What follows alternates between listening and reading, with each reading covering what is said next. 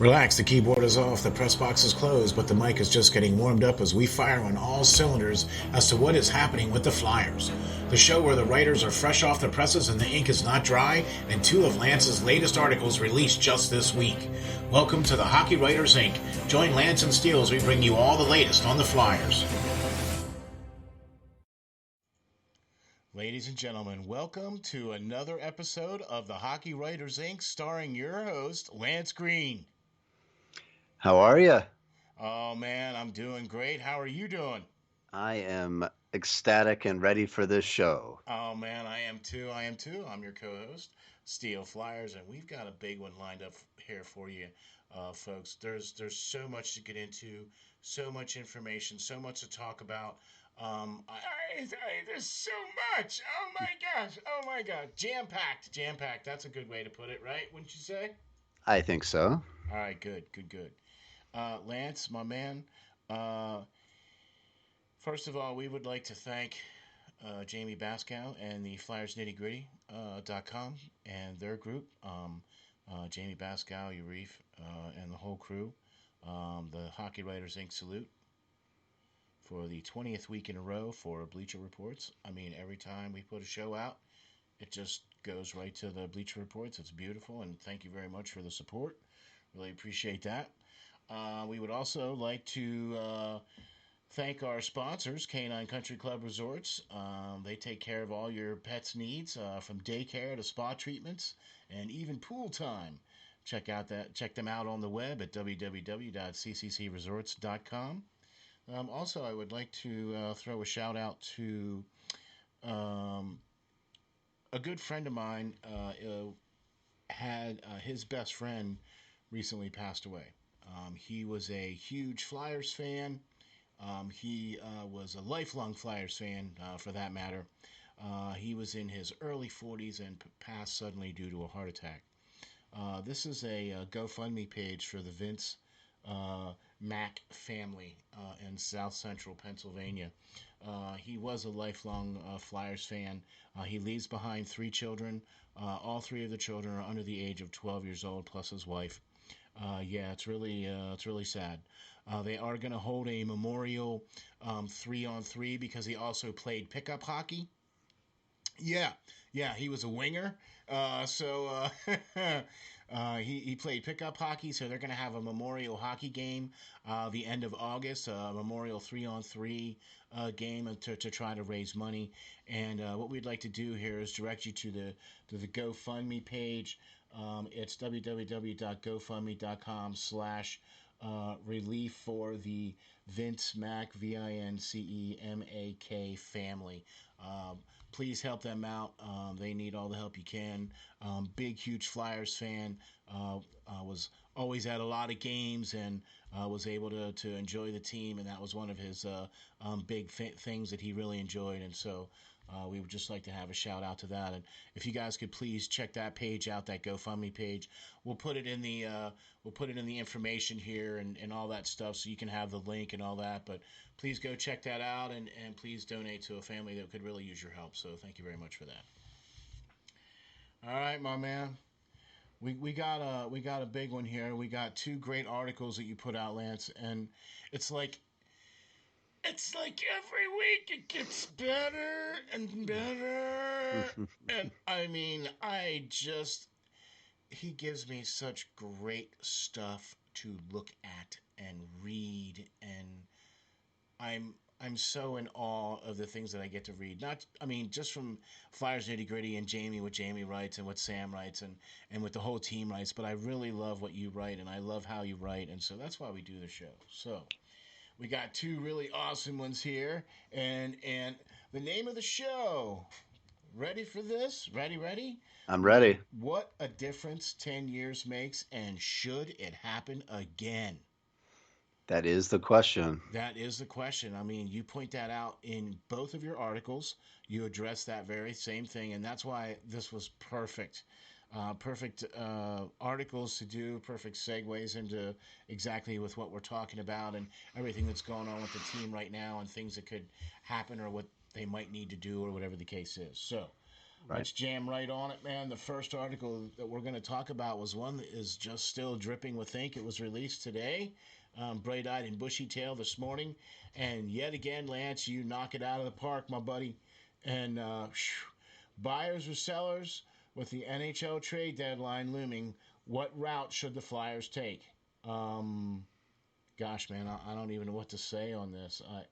I love your I love what you point out. Just what the shortcomings of the current GM is dealing with and what he's doing. And what is he doing? That's a good question. Um, Only he really knows, and he's alluded to a little bit in press conferences as of late. Um, but I'm kind of scared, to be honest, to what he's come out and said. Yeah. Any good GM, wants to believe in his team, and he wants to, put faith in his team that they're gonna pull it out of their hat, or whatever the case may be, if they're down and out like they are right now. But it, that's all well and good, but is it then a reality, of what the situation is right now? I think before this night's game, we're of course filming this as the game's going on right now, guys. So bear with us seeing this tomorrow, but um, they had a 13.8% chance to make the playoffs before tonight's game. So how much of that is really a rigmarole or a farce in a sense to propaganda to keep his job Yeah. right now, and then how much is it of actuality? And my thought on that is, guys, that basically there's not one player in the NHL, not even Ovechkin or anybody that could come in and solve all the Flyers' problems right now.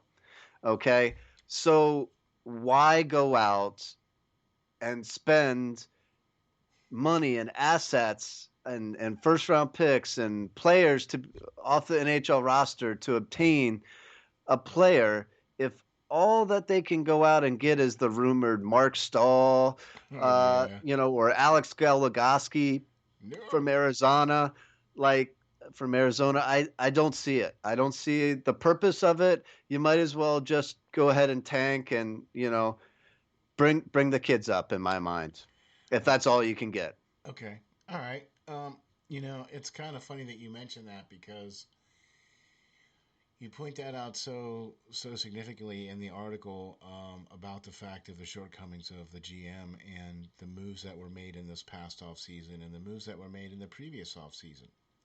Still, I mean, okay, I get it that the team wasn't expecting Niskanen to retire, but seriously, the fact that one player has such an effect on your team that you can't recover from that, like really, you're pinning everything on that. I that to me, that it seems like this team has regressed instead of getting better. Last year at this time during the season last year, the Flyers were on a 10-game win streak and were about to come into the playoffs virtually as a number two, three, whatever. You know what I mean? As they were able to do so when they got into the bubble. Okay, so this team seems to have regressed. You Agreed. know, and look, I also agree too that wanting to bring in a much older player with a horrible contract.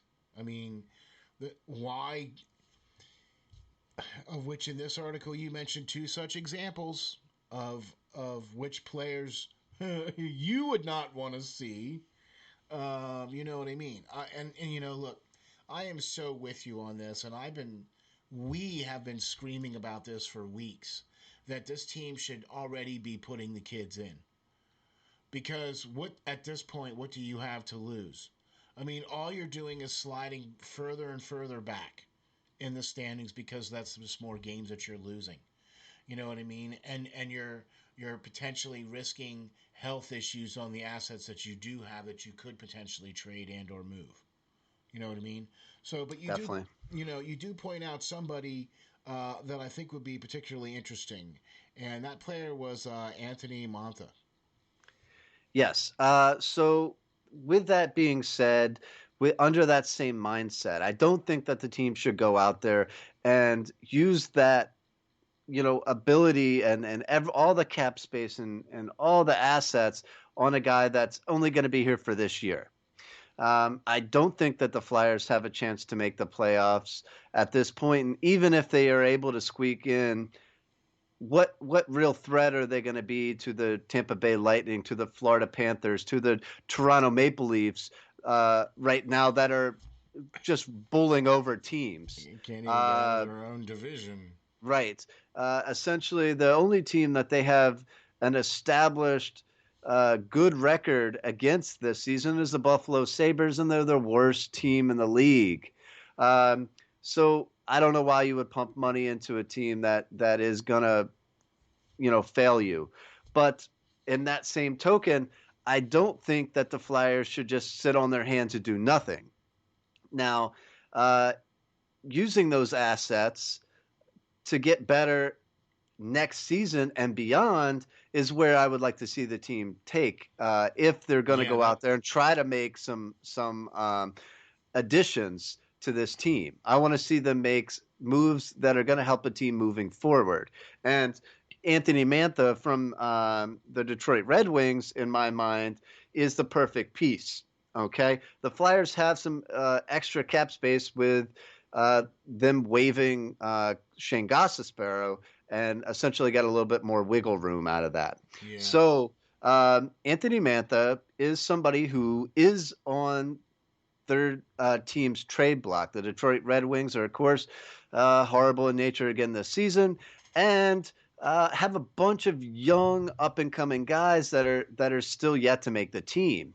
They Yeah, will get better, but their time may be in a few more seasons. yeah, Anthony Mantha has been there for quite a while. He was a 2013 first round pick. He's now essentially 26 years old. He's yeah. 6'5" and 234 pounds, some size, Gosh, and he plays with some physicality that the Flyers yeah. lack. Wait, hold on. Uh, Is he a right-hand defenseman? A right-handed shot defenseman? no, no, he's Oh! he's a he's a big Wah, bodied wah, winger. wah. He's a big bodied winger Yeah, for but sure. still, he probably will play on the opposite wing anyway, or on the opposite side anyway, so I'll take it! Yeah, he can play both. He All can play right. both. He can play the point during a power play. He can pretty much do it all. In juniors, he was an elite goal scorer. He scored 57 goals his last year at juniors and 120 points. That was good enough for 2.10 points per game. Gentlemen, that is Mm-hmm. an elite goal scorer. Mm-hmm. Only thing is, he got drafted to the Detroit Red Wings, who are struggling the past few seasons, to put it nicely. He, even though he's been on that team with some less than stellar players over the years, he's has managed to score 20 goals multiple different seasons and had a 25 goal season in that mix as a NHL player. Currently this season he has 10 goals and 10 assists for 20 points when I wrote this article, and he is signed for 3 more seasons past this season at just $5.7 million. It For the whole is contract or for each year? for each year. Okay, he is a first Okay. or second line player, but remember, we do have that cap space given the extra wiggle room we got from Gossespierre. So, and essentially, we would probably have to trade somebody off the NHL roster to acquire him, as well as possibly a first or second round pick. Um, but that move would be substantial in a sense because you have to keep in mind That's a known that commodity. it's a known commodity. He's a proven NHLer Yeah. who has done it in the NHL prior seasons. You're not getting some kid that's going to develop or possibly not develop. He's already been there and done it for years now. Playing him and getting him in the lineup and lining him up against or with a guy like Sean Couturier, a proven NHL, award-winning player, is going to make him that much better. And those numbers he already excels at in Detroit that much better, rather than playing with the players he now plays with and lines up with. Yeah. Yeah. Yeah. Um, the only thing is you might have to move some cap space, but this would also create a non-transition period from when Claude Giroux retires or moves on from the Flyers, and or Jacob Voracek, who only has a couple more seasons left, but who the team could dangle out there this summer and not protect, seeing that he has no non-movement clauses or anything like that. He could be a Seattle Kraken next season, given the fact that they may need a veteran leader and somebody to help make the salary cap floor. All those are big ifs, but this is the type of deal, essentially, that I would like to see the team go out there and push to make. I think they are not just one player away, but this would be a big step in helping them move forward in the upcoming seasons, not just the rest of this season. Yeah, I'm with you. I'm with you on that for sure. And that's one of the things that we have been talking about for the last quite a few weeks. That we would like to see the team do something not just for this year, but also for the future. Because look, let's face it, this year is probably not going to be in the cards. It's just No. not. You can't even beat the teams in your own freaking division. How are you going to beat teams like Tampa Bay or Florida or Carolina or Toronto for that matter, or even Montreal or Arizona? The Well, list how are you goes gonna? on. I Yeah. mean, gosh. And that's, Anyway, yeah, most of those are just in the East. So yeah, you know what I mean. And I'm picking some of the best teams in the league here. Arizona. And anyway, so I digress. uh, look, I think that the Flyers are more than one player away, but I also agree that more moves need to be done, not just for this year, but also for next year. Okay. And I also really appreciate that you mentioned the crop of young bucks looking to crack the lineup next year. And that's what I want to focus on the most because at this point in time in the season and in the year, if you're not going to do anything in the trade deadline, and I really can't foresee anything happening, then why not put some of these guys in and give them some experience? I mean, I understand you don't want to blow up the Lehigh Valley Phantoms or anything like that, but these guys could really use the experience, and why not?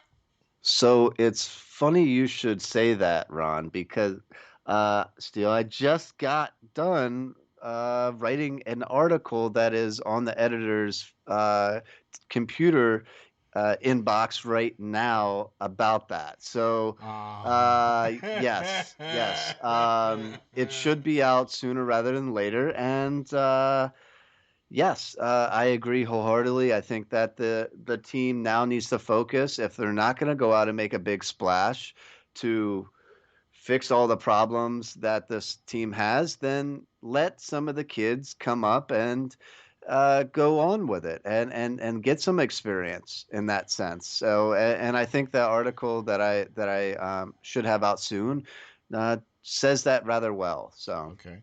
Look, there's a lot of things that this team could do. There's a lot of things that this team needs, but I think the biggest thing is something that we're going to talk about here in the second half of the show because I wanted to just kind of focus on the fact that the trade deadline is coming up here on Monday.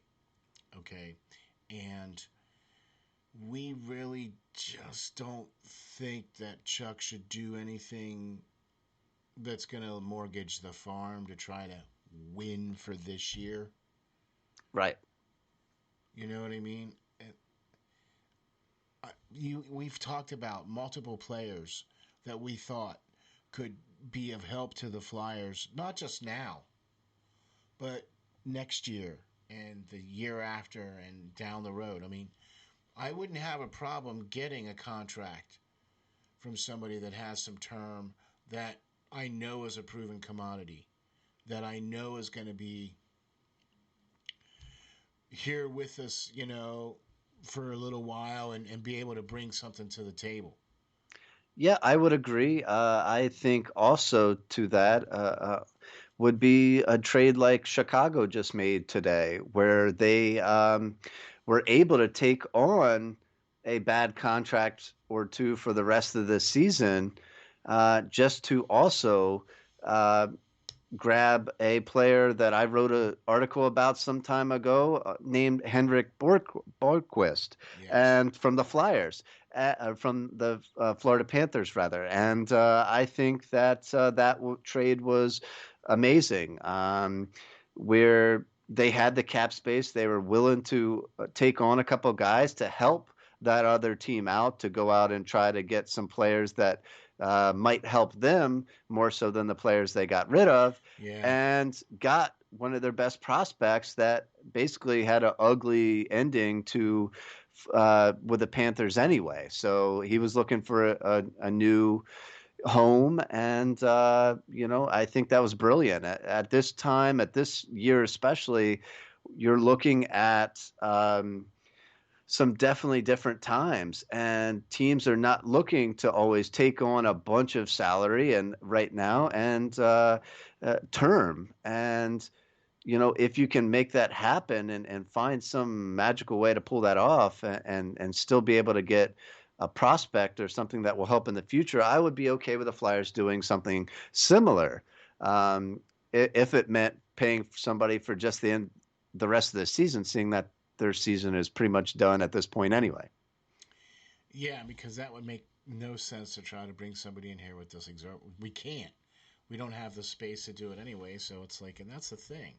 The Flyers don't really have that kind of space to kind of, be making any kind of major moves at the trade deadline. Things that the Flyers need to do that are going to be major are going to have to happen in the summer or the Oh, off season or during the draft. yeah, for sure. That's where most teams are made at that point. It's usually drastic deals at this point. You could get something really nice for an absorbent amount, but it's few and far between when that actually works out. So I'd rather see him not rush a big deal like that, in a sense, unless they're going to get a home run, type deal. Okay, so now that we are coming up against the trade deadline, and we did mention quite the plethora of young talent that the Flyers do have, that could potentially also make the Flyers sellers too, where they could potentially sell off some of the same type of player. You know what I mean? To the point where they could get another kind of player that would be, helpful to the team. You know what I mean? And I think some of those players are, Sanheim might be one of them. You're also looking to try to do something with Gustafson. I mean, there's just a plethora of guys that all are the same type of player. You know what I'm saying?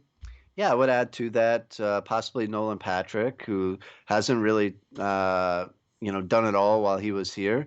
Often been injured, and they labeled Scott Lawton out there as well. I like him as a player, and I really don't want to see him go anywhere. But if a team is willing to overpay, then you have to look at something that could bring back someone that might help the team that much more, and maybe a right-hand shot defenseman or something like that, if a team has one so available. As far as Sandheim goes, it would hurt, but at the same token, the team has a plethora of left-hand shot defensemen, which he is. So next season, Igor Zumala could step right in, or a Cam York could step right in and essentially be his replacement. Yeah. So, Hmm. like you said, if the deal is right, I would be willing to move some players as well.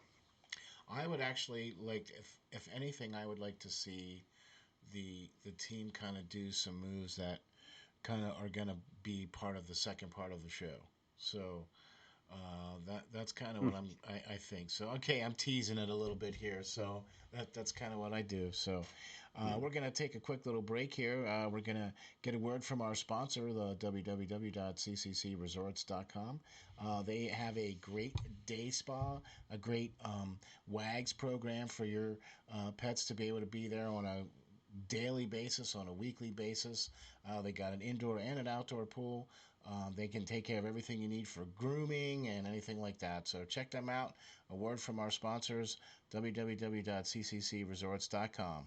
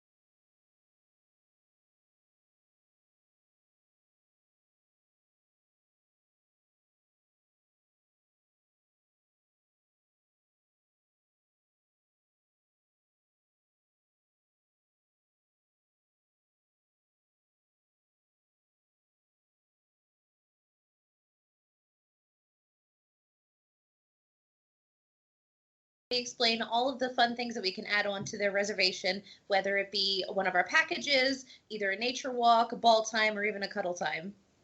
Oh, wow, that sounds great. Boy, it sure sounds like a resort to me. So, how are you today, Tracy? I'm doing well, thank you. Tracy, tell me, is it true that you guys have both an indoor and an outdoor pool at the Windsor location? It is true. We've got one of each, so we're able to offer year-round swimming. The indoor pool is a great option for dogs who are swimming for therapy or rehab. It's got that sloped entry so they can wade into the water. Our outdoor pool is a little bit larger, and it's 4 foot deep the whole way across. And both of them are saltwater pools, so it's really easy on the dog's skin and coat. Wow, that's very awesome. So then during the summer months, you have a much deeper pool outside and then a sloped entry shallow pool indoors for the dogs. Tracy, tell the folks how we can get some pool time. Well, the first thing everyone does is come for an intro swim. We use that time to make sure the dog is comfortable in the water. We make sure they know how to get out of the pool safely, and we go over all the pool rules and etiquette with the clients as well. After that, they're able to schedule private appointments where they have the pool to themselves, or they can invite friends and have a whole group swim going on. So after a dip in the pool, then it would have to be off to the groomers, right? I mean, our furry friends cannot go out looking their best. Nicole, what are some of the great services your top notch groomers provide? Our groomers, they specialize in full service grooms. We can do the basics, whether it be just a bath and a brush out or a blowout. Or for the extra pampered pooches, we can do nail dremels, we can do deodorizing soaks, and also facials. Wow, man, that sounds like a resort if you ask me. Tracy, I know one of the main programs here at CCC Resorts is the WAGS program. The SteelFlyers dog is enrolled in this program. So why don't you tell the folks what is involved in this and how they can get enrolled? Yeah, the WAGS program is our primary daycare option at the Windsor. It's designed to be a structured program for people who are looking for a set routine for their dog. They all come on the same days each week, which allows them to have set friends, and we know exactly what's going on with each group. So we do a little bit more activities and we build more into their daily routine there. But we've got other daycare options as well for people looking for a little less commitment. We do an hourly care where you can drop them off and just pay by the hour. We also do a day stay option, which is great for the dogs that prefer human friends instead of making friends with other dogs. And then we have a traditional daycare option as well if you're looking for the occasional outing for your dog. Wow, there you have it. A full service groomer, a daycare program, and an indoor and outdoor pool. What more could you ask for? Sure seems like CCC Resorts has everything covered. Remember, DOG, depend on God. All right. Thank you very much and welcome back. That was a great word from our sponsor, www.ccc Resorts. So we really appreciate all the support that they've been able to supply for us and being able to support not only the Hockey Writers Inc., but the Steel Flyers All Sports Network. So thank you very much to them. All right, Lance, we got another one here to talk about, my man. And oh, this one was really good. This one was I I'm sorry, I have to say this. This one was just juicy. Okay, I'm sorry. I had to go there. It really was. Okay. Posted just the other day another great piece on flyersnittygritty.com. Now almost 10 years removed from the Jeff Carter and Mike Richards being shipped out on the same day. Is it time for the Flyers' next big roster blow up? Um, uh, Clearly, something needs done. Yeah, Wow, 10 years already? 10 years. Man, I remember that day. I was blown away when I heard that. I was like, wait, did I just hear the Flyers traded away Mike Richards and Jeff Carter? Like, Yeah. didn't they just raise the Eastern Conference trophy the year before, and went to the Stanley Cup Finals and all that other and okay. Oh, wow. What do you think? We're destined to do it again, aren't we? I hope so at this point. I hope so. Yeah, back then it was yeah. Back then it was June 23rd, 2011. The trade brought back Braden Shin and Wayne Simmons Yeah. from from LA, and then we got Jacob Voracek and a first round pick that essentially turned into Sean Couturier Yeah. out of Columbus. And I think that as much as it hurt to see a guy like Mike Richards go, who was a Flyer, captain and leader on and off the ice, I think Jeff Carter was a sniper. Those guys were just more interested in the off ice affairs than what was happening on the ice. And I think that the team and management thought that they were not good together in a sense, and essentially traded both of them, which now both of them have went on to bigger and better things, raising a Stanley Cup and stuff without us. But we got quite a few good players out of it. Hmm. Okay, so it seems like the Mike Richards and Jeff Carter's got the last laugh because they're the ones with their names on the cup. Yes, So, okay, that can't be good. So, it clearly wasn't those two guys right. because they went on to win cups. So, Elsewhere, yes. elsewhere. So, whatever you care or think about what guys do off the ice, that's what they do off the ice. That's their prerogative. Yeah, You know what I mean? When they're on the ice, then you can be concerned. But off the ice, what does it matter what they freaking do? I mean, I don't know. if they want to sit in a freaking room with their legs crossed, right, and have incense going and listen to, I don't know, the sound of wind blowing in the breeze or whatever, when they're not on the ice, okay, that's on you, man. Cool, whatever, you know, I whatever. don't But think that's what they were doing, though. okay, but I get you. I We'll get move what. on. We'll move on. Yeah. Right, I get what you're saying. Okay, so I really do think that okay, we got Voracek, but Wayne Simmons is no longer on the team. Hasn't been on the team for a couple seasons now. Um, yes, Couturier turned out to be really good, and that was awesome. Shen turned out to be a great player for another cup-winning team, not us. St. Louis Blues, yes. Hey, this is kind of sounding like a broken record here, ain't it? Yes. The only guy left on the team, the only two guys left on the team that was part of that trade 10 years ago is Voracek and Couturier. Giroux, yeah. Well, yeah, and Couture, yeah, But yeah. Giroux was not part of that trade. No, he wasn't. He was already there, and the Yeah. Flyers. I thought that's where you were going, where the No, no, people no, no, that no, no. were back then No, no, still no. with the team. Yeah, no, Giroux was a rookie or just his second year, first year, second year Right. when Very all that. early in his career, for Yeah, yeah, sure. yeah. He was still wearing 53 or 2 or 7 or whatever he was wearing, right? Yeah. Okay. So, yeah, but I mean, most of all those players are gone, and this is what we're left with. And quite frankly, none of those players really amounted to really a hill of beans because we didn't win anything with them. We didn't put a cup or a ring on anybody's finger or lift a cup or anything. I mean, isn't that the end goal? That it is. That it is. And so getting rid of Richards and Carter maybe that was more of a coaching thing or a. I mean, let me flip the tables here on you now, okay? Sure. We need to do that again right now, don't we? Yeah, I think so. I think, with Drew, he's been with the team for 14 years now. The team, and Voracek has been with the team for 11 now. Drew is 33 years old, and Jacob's well into his 30s as well. Both former first round picks. Both are number one and number two on the team in salary cap.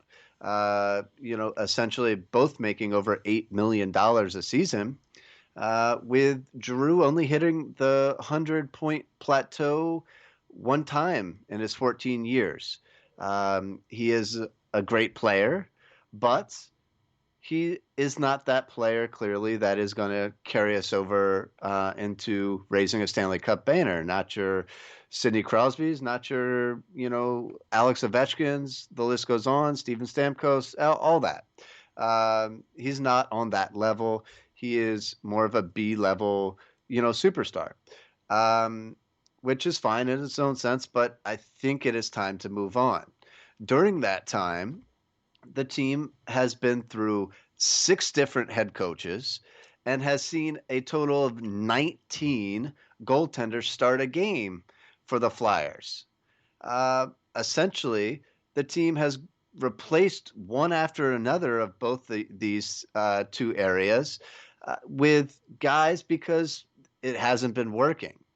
But is that really fair? Peter Laviolette took the team to a Stanley Cup Finals while he was here. He's coached four different teams to Stanley Cup Finals appearances. Made the Also, three GMs during that time as well, too. Exactly, that is very true. I didn't put that in. It was getting a little lengthy, as do most of my articles. But to that point, Laviolette's been through the playoffs 10 different times, has over 600 and some odd wins. Craig Berube, who was the Flyers coach, went on and won a Stanley Cup with the St. Louis Blues. Uh, AV has won a Jack Adams Award with a less talented team. With Craig a less Berube talented, went to St. Louis. For and sure, won a Stanley Cup with a less talented team. For sure. And AV, he's won Jack Adams Award previously. He's made the playoffs 12 different times in his careers with his teams and has over 700 wins. Currently eighth overall in all-time wins for head coaches. Okay, should the blame really be on any of these guys that are so established? Okay, I don't know, but let's continue. As far as a lengthy list that of goaltenders that been there, most have either won championships in their home countries before joining the Flyers, World Junior Championships, gold medals, their own leagues in their juniors, championships. Some have left and went on to win Stanley Cups with other teams, Vezinas, multiple Vezinas for other teams, but yet all of which were blamed that they were the problem. Okay?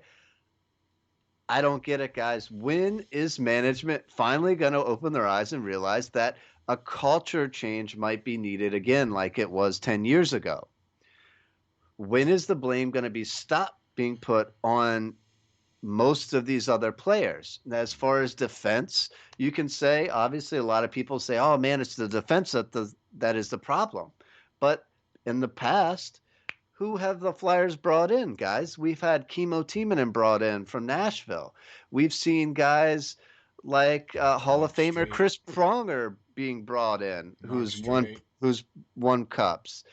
Kimmo went in and won cups after he left here. Mark Streit came in as a captain of the Islanders and played well here for multiple seasons. We have went out there and got Ivan Provorov, who's been here for the past 5 seasons, playing at an outstanding level.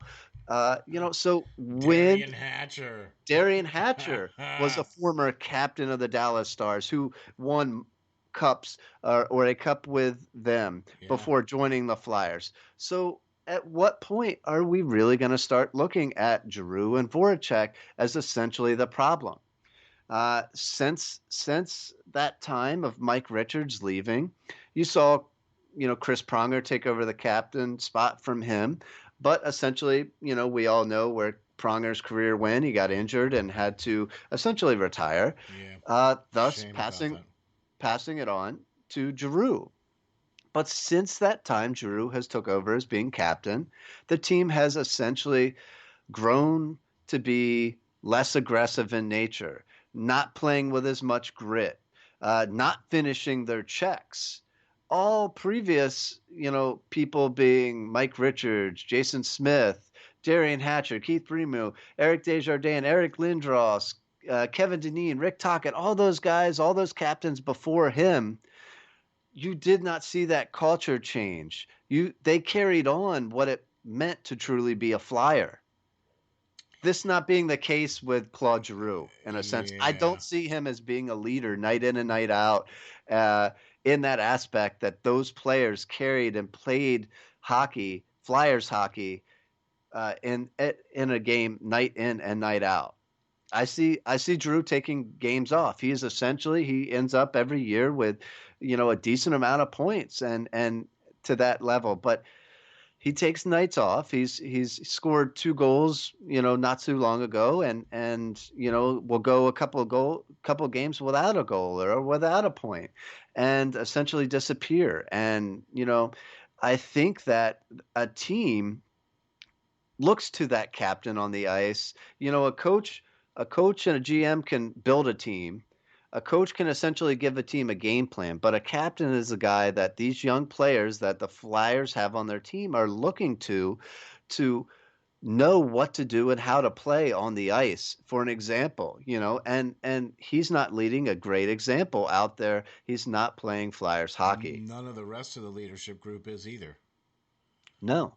Well, Essentially, Sean Couturier, I think, is there, and Kevin I think Hayes does Provorov at is there times. too. I think Provorov is there too, but I think Hayes is part of that issue as well too, Yeah, he's because he he's six takes foot nights five and off. never lays a hit. I Yeah, don't I don't get it, and takes nights off. And essentially he was great in earlier on in the season, and then just since died off. And somebody getting paid that much money cannot simply do that. He need to be there on a nightly basis. I mean we looked at JVR last year and was like, oh man, I can't believe he's making all this money and blah blah blah blah blah blah, and he's been one of the best players this year.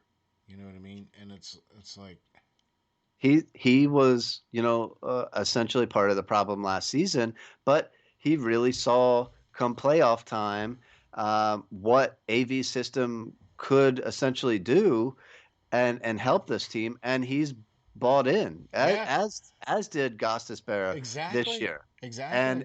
and they've turned their game Yeah. around, and it's really helping them in a sense. Here's the thing, though.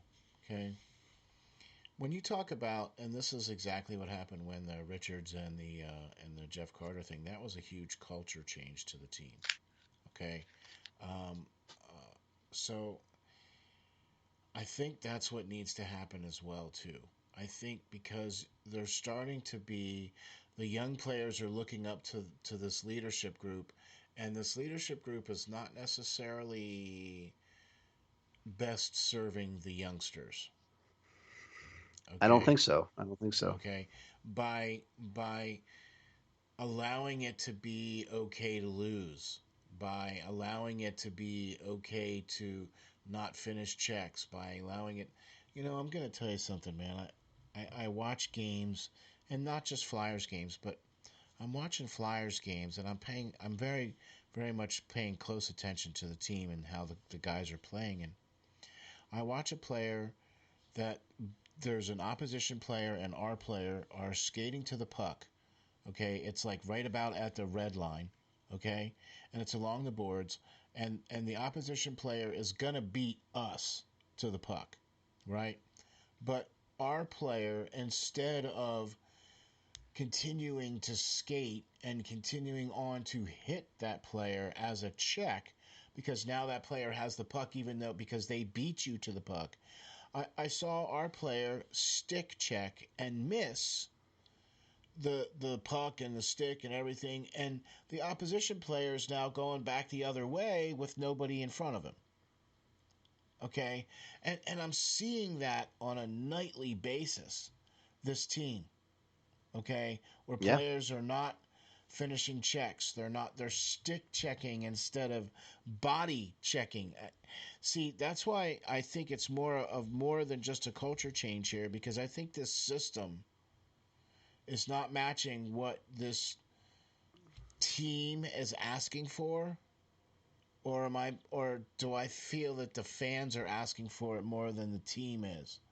Because the team is expecting this to be the Flyers to be physical and to be built like Tampa Bay, or built like, you know, the teams like Colorado or whatever, where you have a balanced attack, you roll four lines, you got a couple of guys on the team that can snipe, you got a couple of playmakers, you got some pretty decent defensemen, and you got a good goalie. Yeah. Yeah, I think partially, they made a mistake with paying these two guys the most money, and essentially they're the same player. They're both pass first guys, Yeah, and that's fine to have one of those clearly. guys, and Nicholas Backstrom definitely helps out Alexander Ovechkin and his right hand man, Mm-hmm. but it's kind of hard to do when you don't have that sniper to then put the puck in the back of the net when he gets a pass from that, pass first guy. Both these guys just want to play hot potato on the power play, and you shoot it. No, I don't want to shoot it. You shoot it.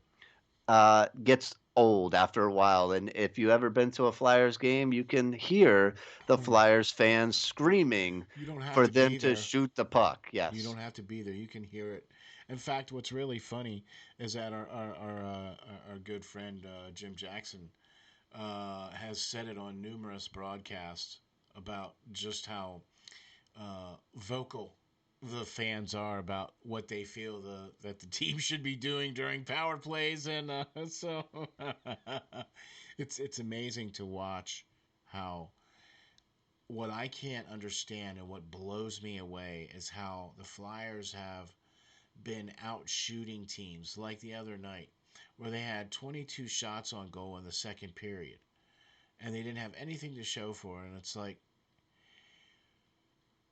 what are you counting as a shot?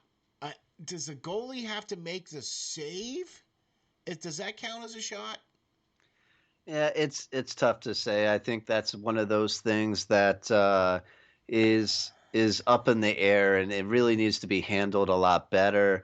I don't know what statistician is really in charge of all that, but clearly, like some of these shots are, leave a lot left to be desired for sure that they count, uh, and then other times they don't even count shots that could that's possibly be, on net. But I don't know. That's something that kind of needs to be done more computer driven or something. I don't know. when I constantly hear the Flyers shooting the puck and hearing that loud slam of it hitting the dasher, Mm. that to me is not a shot on goal. No, that's not a shot on goal. No. Okay, that to me is just a winding up and I'm closing my eyes and I'm swinging my stick kind of thing. I mean, that's why I can't stand the dump and chase, because nothing ever gets established when you do the dump and chase, especially if you're not a team fast enough to beat the opposition to the puck and or strong enough to keep the opposition away from the puck so that your help can then arrive so that you can pass the puck off. Yeah, I agree. I've never been a big fan of the dump and chase. Growing up, even playing, I had coaches that uh, eat, slept, and breathe that, and I couldn't stand it. Why you have control of the puck and you would essentially give it away for the chance to get it back, possibly deeper into the zone? I don't know. How about you just skate the puck into the zone and set something up? Hey, looky there! You already got into the opposition zone. You already have possession of the puck. Holy Yeah. smokes! Wait, no. Oh, no, that makes too much sense. Can't have that. Mm. No. Okay, look. I I think that we're both talking about the same thing here. I think both of the articles that you talk about both tie into each other because I think there's some things that they need to do at the trade deadline that's not going to help them this year, but it's going to be more so that's going to help them next year. I also think that the team needs to do some things that is more culture change. Look, you can't just keep firing the coach. At some point, you have to get rid of the players because they're obviously not winning the games. Okay, if this is the system that you want to have in Philadelphia, this AV system where there's, okay, I'm going to get real poignant here. AV clamors for accountability, but I don't see it. He clamors for defensive responsibility, but I don't see it. He wants an up tempo game with a forecheck. Where the frick is that? Because I don't see that neither, You right? can't have a forecheck without a body check. If you're stick checking guys, how do you body check them? If I got my stick way the frick out here. Okay, so that's kind of where we're coming from, I guess. All right. What a difference 10 years makes. Should the Flyers do it again? We both feel that they should, and it's long overdue.